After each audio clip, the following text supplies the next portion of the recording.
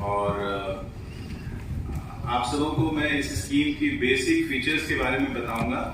और पिछले कई समय से ये समस्या आ रही थी कि 14 साल 18 साल के नोटिस मिलते हैं लोगों को, हमारे रिकॉर्ड्स गुम हो गए हैं, हमने रिकॉर्ड्स अपडेट नहीं किए।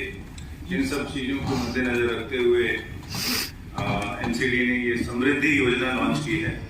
मैं थोड़ा एक क्विक रिप्रेजेंटेशन में आप लोग को एक ब्रीफ बताऊंगा, थोड़ा बैकग्राउंड बताऊंगा। उसके बाद जो थोड़ी टेक्निकल चीज़ें हैं वो एनआईसी की टीम आपको एक बार बताएगी, ताकि आप अच्छे तरह से बहुत सारी स्कीम में किसी के पास टाइम नहीं कि इतनी बड़े ऑफिस ऑर्डर आप पढ़ें, सारी बातें को बारीकियों से समझें, तो बहुत सारी मिसगिविंग्स रह जाती हैं आम नागरिक के बीच और थोड़ा ऑफिसर्स के बीच भी। तो एक क्विक प्रेजेंटेशन जो है उससे मैं आप लोगों को ब्रीफ कर दूंगा कि स्कीम क्या है। और पर्पस ये है कि आप सब लोग जहाँ से आ रहे हैं, आप सोसाइटी के हुआ हैं, रिप्रेजेंटेटिव हैं, तो आप लोगों का ये दायित्व है कि आप अपने अपने एरियाज में जो है एक मास्टर ट्रेनर की तरह वापस जाएंगे, लोगों को स्कीम से अवेयर कराएंगे। और अगर फिर स्कीम के स्मूथ रोल आउट में या इम्प्लीमेंटेशन में कुछ खामियां हैं उससे भी हमें अवगत कराएंगे, ताकि अगर कुछ चीजें बाकी रह गई हैं तो हमें सुधारने का मौका मिले, या अगर इसके इम्प्लीमेंटेशन में कुछ परेशानी आ रही है उसको भी हम सुधारें। तो मैं I just quickly begin with a presentation that on Samriddhi.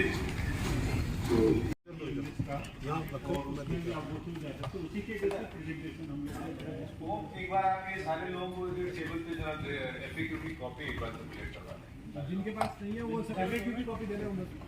Sir I have a request, ये जो आपका एफएक्यू है सर, ये जो आप बेसिक ये है कि आपकी परेशानी आप बिल्कुल अच्छे से टैक्स देते हैं, तो इससे जब अगर टैक्स पेयर को परेशानी ना हो तो टैक्स पेयर और कॉर्पोरेशन दोनों के लिए समृद्धि की बात है।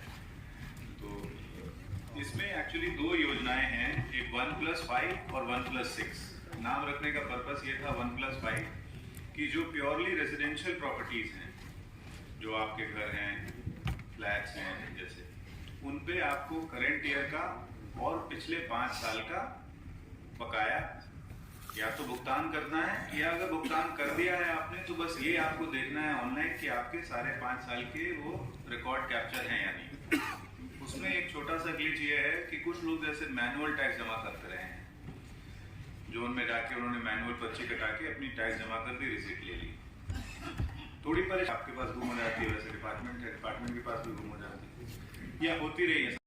सारे 1 2 3 4 5 6 साल के कैरी फॉरवर्ड आ जाएगा और वन टाइम पेमेंट आप कर सकते हैं। क्या राहुल?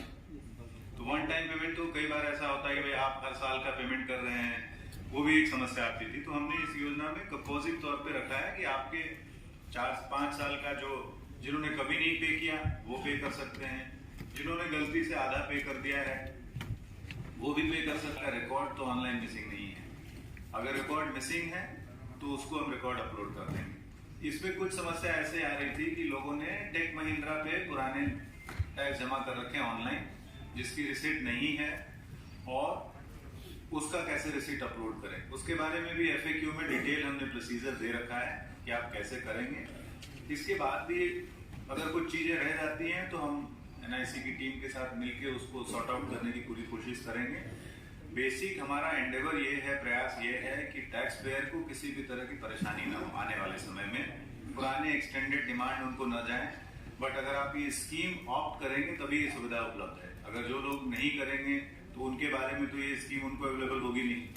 तो मेरी ये गुजारिश है कि जिन लोगों ने टैक्स दे भी रखा है वो जरूर इस पर क्लिक करें और अपना नो ड्यू सर्टिफिकेट जरूर डाउनलोड। एक सीनियर सिटीजन है जो आज तक आपके 20 साल 25 साल 30 साल से टैक्स देते रहे, वो आज भी टैक्स दे रहे हैं। आप सब पर वर्ड दे रहे हैं कि ठीक है, okay you are giving tax, जो नहीं दिया भाई सीनियर सिटीजन भी, उसमें भी 70 साल हो गए, उसकी उम्र 60 साल, उसको भी कुछ थोड़ा सा ध्यान दे, उसके कोई पैसा तो है, इनकम तो है नहीं साहब।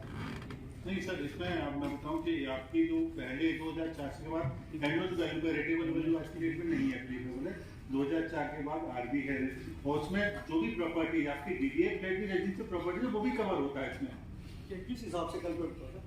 नहीं तो वहाँ की जो अकॉर्डिंग टू कैटेगरी और कॉस्टिंग है। तो जिसने पहले कवर हमने 2004 से पहले दिया आपका जो प्रॉपर्टी लोकेशन जहाँ होती है उसका जो कैटेगरी होगा प्लस आपका जो ये भी होगा तो उसके बेसिस पे होगा, अलग उसमें ऐसा नहीं है। सर मेरी अलॉटमेंट 89 की थी सर देखिए अभी वीडियो के सामने नहीं है। ओके लेट दूसरे आदमी की सुनिए ना साहब जी, हम बेवकूफ नहीं आए सुनिए हमारी 89 की अलॉटमेंट है, 89 पे हमारे 2,17,000 पे कैलकुलेटर वैल्यू हुई। उसके बाद हमने कोर्ट में गए, 80,000 की डिमांड वो दे दी थी हमारे को 90 में।